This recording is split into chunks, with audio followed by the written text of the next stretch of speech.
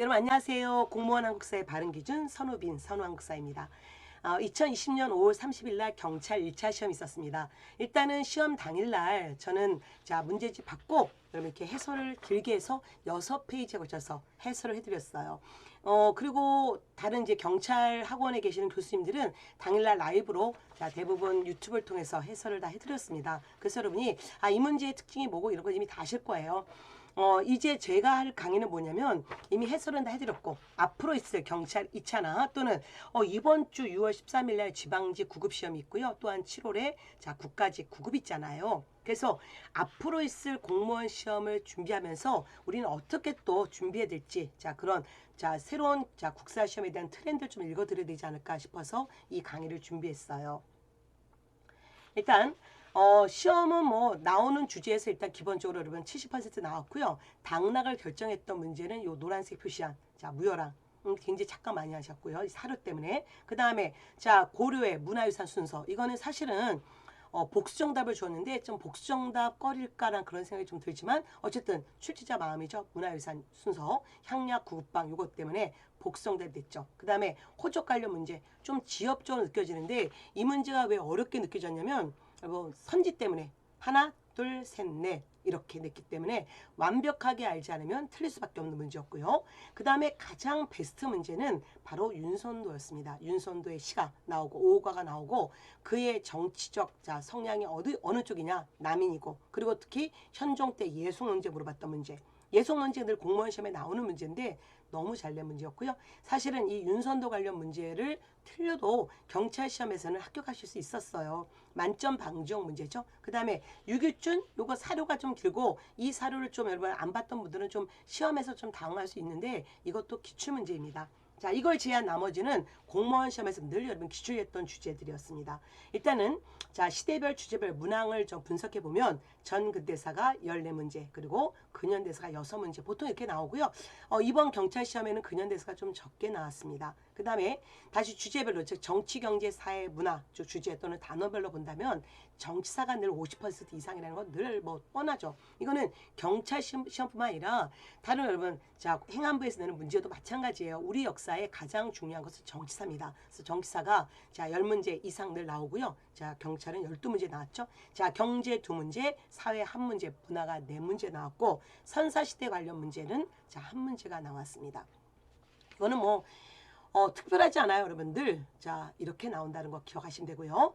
그러면 이제 저는 어떻게 강의를 해드릴 거냐면, 앞으로 준비하시는 분들을 위해서 이 강의를 크게 3주제로 나눴어요. 첫 번째는 기출문제가 또 다른 예상문제다. 결국 그 문제가 또 나온다. 즉, 늘 출제되는 주제부터 봐라. 이렇게 먼저 여러분 해드릴 거고요. 그래서 이번 시간은 요거부터 해드릴 겁니다. 그 다음에 두 번째는 사건 순서 맞히는 문제. 이거는 여러분 공무원 시험에서 늘 잘 나오고 오죽했으면 제가 연표 특강이라는 이런 특강을 만들어 드리지 않았습니까? 그래서 어쨌든 사건 순서 물어보는 문제. 이건 뭐 앞으로의 계속 추세죠. 항상 역사는 흐름이다. 이 순서를 정확히 보셔야 되고요. 그 다음에 세 번째는 이번 시험의 당락을 결정했던 만점 방지형 문제.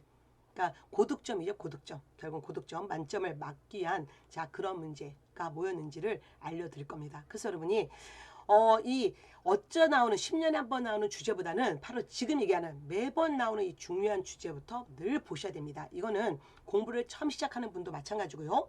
이번 주 오늘이 화요일이고 이번 주 토요일 날 지방직 시험이 있는 분들은 바로 이때 이런 주제들을 한 번 더 보시는 게 중요해요. 그래서 이렇게 강의를 준비했습니다.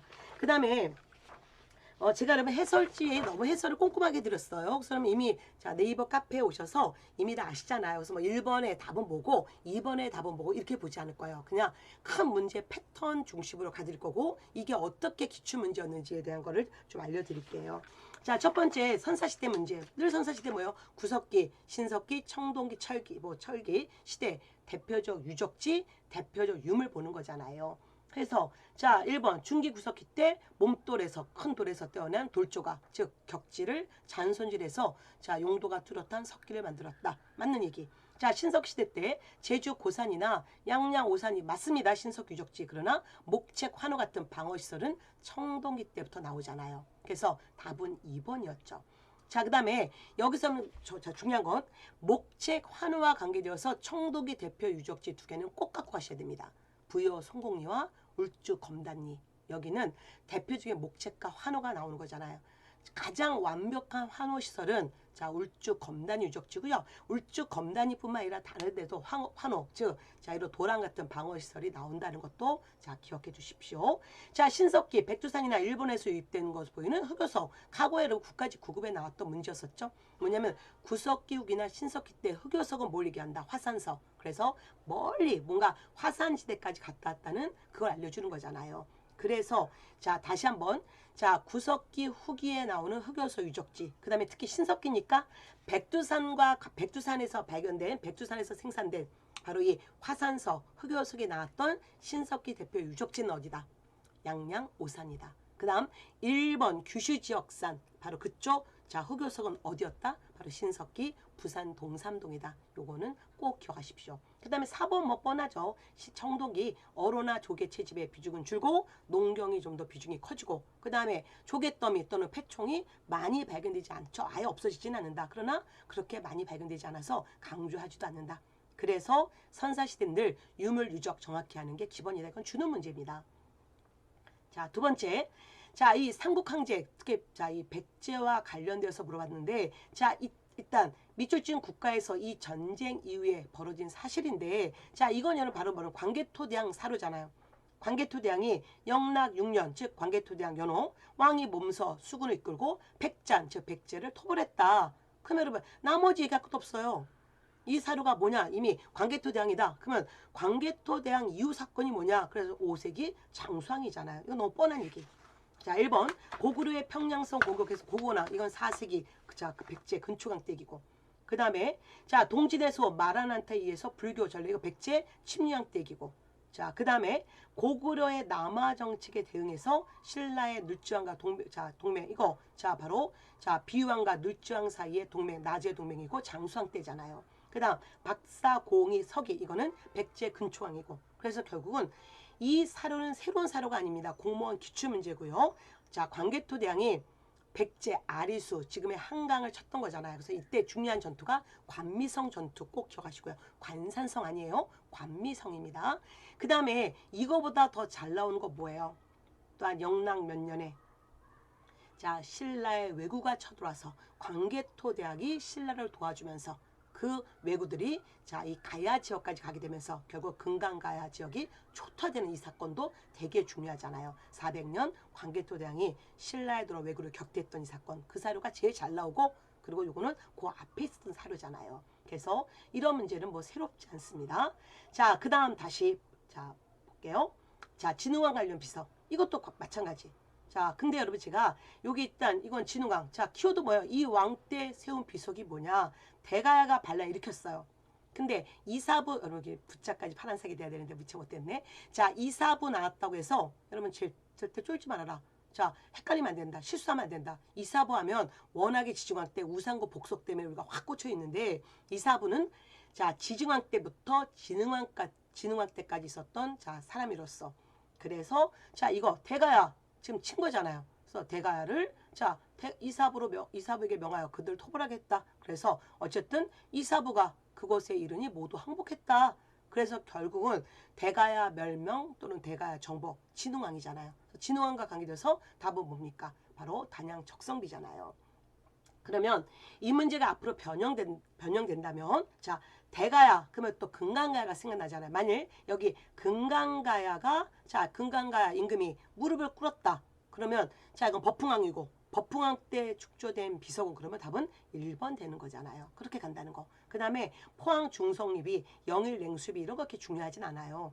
그래서 자 우리가 늘 금성문 제가 늘 수업에서 강조했지만 광개토대왕과 관련되어서 장수왕 때 세웠던 광개토대왕비 그리고 충주 고구려비 그 다음에 신라의 울진 봉평비와 자 진흥왕의 단양 적성비와 4대 순수비 이런 걸 확실하게 잡아두셔야 됩니다.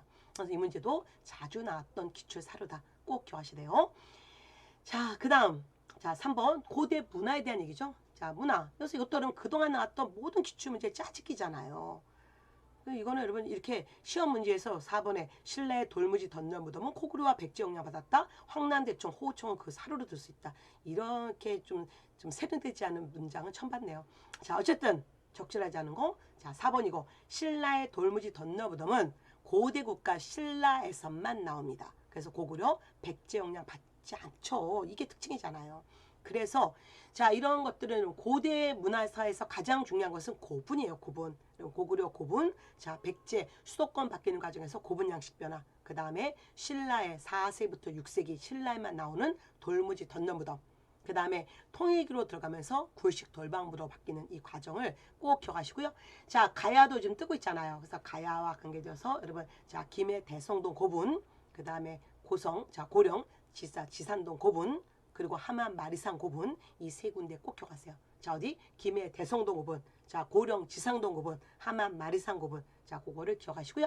어쨌든 돌무지 덧널무덤은 오로지 또는 적성 목각부는 오로지 어디에서만 나온다? 신라에서만 나온다. 이게 핵심이죠.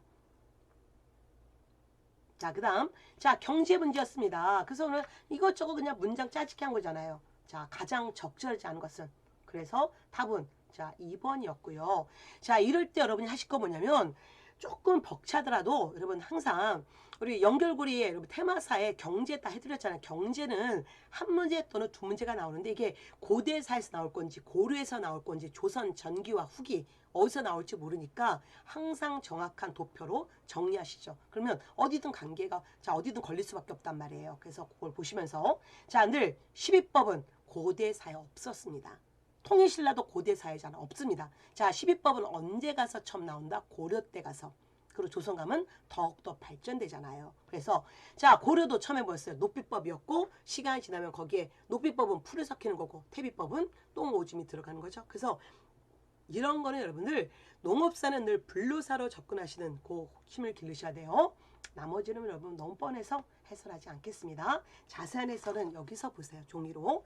자, 그 다음에 토지에도 이것도 뻔하죠, 여러분. 자, 2019년 국가직 9급은 자, 전시과와 관련돼서 사료가 나와서 되게 여러분 자, 황당하게 많은 분들이 틀렸던 문제였잖아요. 여기 뭐 뻔하죠. 자, 일단 자, 목종 때 개정 전시가 인품이 빠지고 온리 관품 또는 관등만을 기준으로 토지 지급. 자, 성종 때 시정 전시가가 실시되면서 관품과 인품을 고려하여 전지와 시지. 자, 이럴 때 많은 분들이 선생님 자, 이거 약간 문맥 이상하지 않나요? 자, 일단은 답은 2번이잖아요. 뭐요? 경종 때 시정 전시가 실시잖아요. 근데 어쨌든 이어서 성종 때도 시정 전시가 이루어지니까 이것 좀 문제 있지 않나라는 질문이 있었지만 출제자의 의도는 그게 아니죠. 실시됐다는 얘기는 시작된 연도를 얘기하는 거죠. 시작되었다. 그래서 자, 이거는 경종 때. 그 다음에 태조 때 역분전 개국공신에게 자, 너의 충성에 따라서 충성도 공헌 인품을 반영해서 토지 지급. 어디 땅만 대상? 역분전은 경기도 땅만 대상. 그 다음 문종 때 경정전시가는 현직자에게 퇴직하면 국가에 반납해야 되는 거죠. 자, 시정전시과, 개정전시과, 경정전시과 정확히 알아주시고요. 사로도 안 나왔어요. 그래서 자, 우리가 보통 일반 행정직에서 이거 사로를 되게 좋아하니까 그럼 다시 한번 자, 이번 지방직 준비하신 분들은 사로로 다시 한번 보십시오. 자, 이런 것들 꼭 기억하시고 특히 전시과는 전국을 땅을 대상으로 그리고 역분전은 경기도 땅만 대상으로 그리고 특히 전시과에서 토지를 줬다는 얘기는 진짜 토지의 소유권이 아니라 뭐였다? 수조권이었다. 기억하십시오. 그 다음에 자, 고려기 문화얘기. 자, 박유사료였잖아요. 그러면 자, 다음에 있었던 시대. 그래서 박유죠. 박유고 박유가 지금 첩제도 주자. 그리고 고려는 일부 일처사였잖아요. 근데 자, 지금 원간섭기에 자, 원나라가 들어오고 그러면서 자, 이 원나라 애들이 자, 일부 다처제 여러 첩제들 주자. 자, 문제가 있다. 그러면서 박유가 자, 첩제도 주자. 그 얘기했었는데 당시 재상들 가운데 그 부인을 무소해서 또는 자기 부인을 무소해서 이 건의는 결국 실행되지 못했다. 이거 정말 잘 나오는 게 뭐예요? 고려사회 여성의 지위 물어볼 때 잘 나오는 게 박유사료잖아요. 그래서 어쨌든 고려에 자, 이미 기출된 사례였고 이걸 통해서 고려 사회 알아야 되고 고려 문화 물어보는 문제인데 그거 모르더라도 자, 1번 자, 법주사, 쌍사자, 석등은 통신락 거고. 그 다음, 다포 양식. 이거 뭐예요? 자, 고려 후기에 주지포 양식이 고려 원간석의 다포로 바뀌는 어쨌든 고려. 그 다음, 자기 제작에서 상간법이 개발되어 문의를 내는데 활용되었지만 원간석기 점차 퇴조, 즉 고려. 그 다음, 자, 고려 후기 불화. 그래서 어쨌든 해와의 관우 보살도가 일본이 갖고 있잖아요. 지금 뭐예요? 1번 뺀 2, 3, 4는 다 고려 상황이잖아요. 그래서 두루무시란 얘기. 그래서 답은 1번이었고요. 자, 그 다음에 이 문제 함께 여러분, 이게 이 박유와 관계돼서 2013년 지방직 9급에서 요 사료가 또 나왔었죠. 요 사료 나와서 이 시기에 역사설 물어봤습니다. 자, 박유는 이왕이 충렬왕이잖아요. 그래서 답은 상공유사가 답이었잖아요. 충렬왕 때 상공유사, 그리고 좀 이따가 지양운기. 정확히 기억해 주시고요. 또 하나, 자, 그런 문제도 있었고, 또한 이 사료가 나와서 고려의 여성의 지위, 고려의 재산 상속 물어보는 문제로도 잘 나온다는 거 꼭 기억해 주십시오. 자, 그 다음 다시 영조. 영조 맨날 나오죠. 영조 아니면 정조잖아. 자, 이 사료. 이것도 여러분, 이 영조 관련 탕평교서는 2014년 서울시 7급에 나왔던 사료예요. 그래서 결국은 자, 우리 땅도 협소하고 인재 등용의 문도 넓지 못해. 이렇게 자꾸 파벌 나누고 서로 분당에 의해서 서로 배척하면 인재를 어떻게 구하냐. 그래서 결국은 이제 원만한 삶을 중심으로 인재를 쓰겠다라는 정조의 탕평교서고, 정조가 아니라 영조의 탕평교서고, 또한 영조는 이걸 계기로 탕평비를 성균관 입구에 세우잖아요. 자, 그러면 이제 다시 1번 탁지지 잘 애매해요. 자, 초기의 문신제 이거 누구였습니까? 정조의 중요한 정책이고, 자, 통공정책 이거 바로 신의 통공 정조고, 자, 신문고제도 부활 동공문헌비고 이거는 영조잖아요. 그래서 여러분이 조금 꼼꼼하게 공부 안 하신 분은 탁지지 이거 영조와 정조 헷갈렸겠지만, 우리가 영조의 신문고제도 부활, 영조 때 홍봉안으로 하여금 한국학 백과사전 동공문헌비고는 너무 중요한 책이기 때문에 정확히 답을 맞추셔야 되는 거예요. 자, 나머지 1번, 2번, 3번 다 뭐예요? 이거는 정조 때 얘기입니다. 그래서 영조, 정조의 업적과 함께 여러분 그들의 주요 저서도 자 놓치시면 아니 됩니다.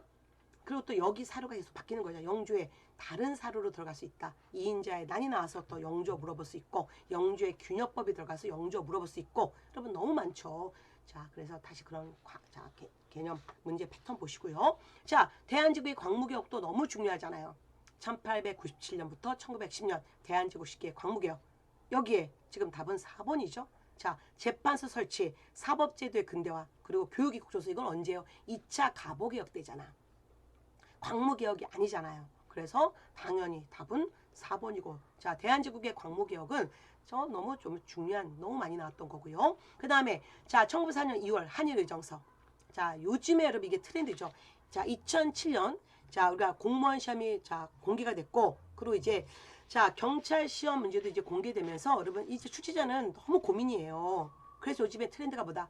원사로 자체를 낸다. 그래서 여러분이 한일의정서 이거와 관계되어서 여러분 늘 원사료를 봐야 된다. 한일의정서 특히 뭐였습니까? 답은 3번. 한일의정서는 1번이 군사 요지 또는 군사 기지 점령권을 얻어내는 건데, 출제자는 저 앞에 요 앞을 물어봤잖아요. 제3국의 침해나 혹은 내란으로 인해서 대한제국 황실의 안녕과 영토 보존에 위험이 있을 경우 1번 제국 정부는 속히 정에 따라 필요한 조치를 취해서 그 다음 필요한 조치를 취할 수 있고, 군사상 요충지를 1번이 점령할 수 있다. 이게 바로 한일의정서 내용이었잖아요. 그래서 자, 그런 여러분 정확한 개념을 확실하게 잡으셔야 되는 거죠. 자, 그럼 다른 선지도 좀 볼까요? 1번 한국 정부의 법령 제정 및 중요한 행정상의 처분은 미리 통감의 승인을 거쳐야 된다. 이거는 자, 1907년 자, 한일 신협약의 내용이죠. 그 다음 2번 대한정부는 일본 정부가 추천한 외국인 한 명을 외교고문. 이건 바로 뭐였습니까? 자, 1차 한일협약 내용이었고요. 그 다음 4번 자, 일본국 정부는 한국과 타국 간의 현조라는 조약의 실행을 잠깐 안 보이네요. 어쨌든 일본국 정부의 중개를 거치지 않고서는 국지적 성질을 가진 어떤 조약이나 약속을 맺을 수 없다. 외교권 박탈, 바로 2차 한일협약 또는 을사조약 또는 을사늑약이잖아요. 그래서 여러분 이게 요즘에 트렌드예요.